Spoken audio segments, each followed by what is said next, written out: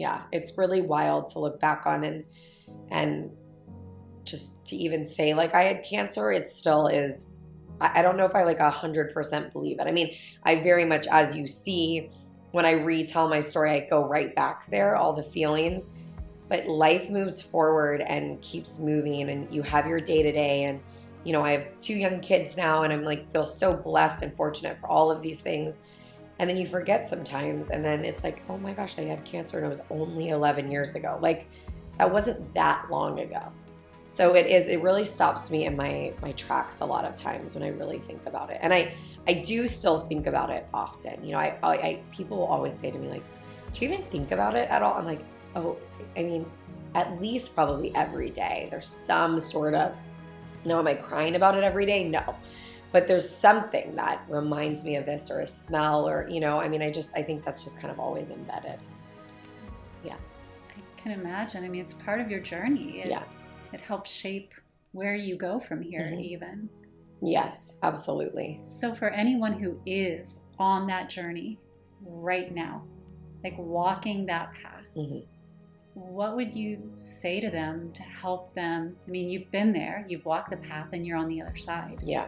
And those are the best guides. Yeah. Someone who's been there. Yeah. So what would you say to someone who's starting the journey or is partway through?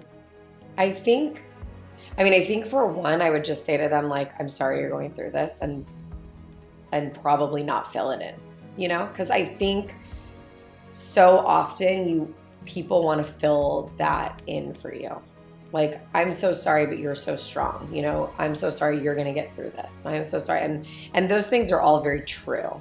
And I did need to hear those things. And I do know that I was strong. I joke with another one of our founders who has had some very traumatic experiences in her life. Like, we always kind of laugh, but we're serious. Like, we knew we were strong. I didn't need these things to teach me that I was strong. You know, we know that we were strong. But I do think that sometimes you're filling it in. So I think I would tell somebody first, just, I'm sorry, and this just sucks. Like, it just does. There's just not a better word for it. And I think that I would encourage them to share as much as felt good for them as part of the journey, because sometimes people just don't know or understand enough. Like, I've had so many people afterwards that were like, I was not a good friend because I didn't really ask you about it because I was uncomfortable. And I was like, no, you're reading too much into it, because I didn't know what anyone was supposed to be doing either. And I think just explaining that to people and giving people the out of like, you don't have to say anything to me, just be with me, I think is helpful as part of the journey too. So when you're ready to talk about it, I think that is such a blessing to people around you. But if you're not okay talking about it too, like, that's cool too. And every day you're going to probably feel different.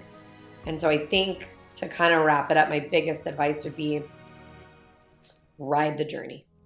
There's going to be ups and downs. There's going to be days that you're going to feel really good and kind of forget that you're going through treatment. And there's going to be other days that are really hard. And what's important is, you know, to ride the emotions that you're feeling at the time, because it's okay. If you you want a moment where you're like, this is not fair that I'm losing my hair. It's okay to have those. Or you have the moment where you're like, you know, I'm a fighter and it's fine. And it's good to have those too. I think it's all of it's okay.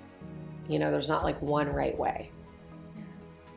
I'm just speaking from my personal experience. It was almost as though I wasn't allowed to be mad sometimes. Yeah, totally. Like, everybody around me did desire me to be strong. Right. Like, strength. Right. And 98.9% of the time, I was that. Sure.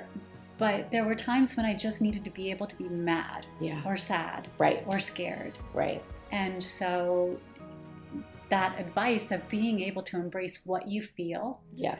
And just be vulnerable enough to just do it. Right. Don't let somebody take that part of your journey away from you. Right. I agree. Because we talk about there's always something to gain from any experience. Right. Because there is. Whether you want to call it you're learning something or whatever, it's just the experience. Sure.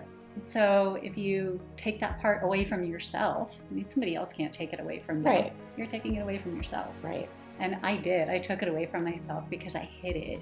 Yeah. And I didn't talk about it. Yeah, and that's, I mean, understandable.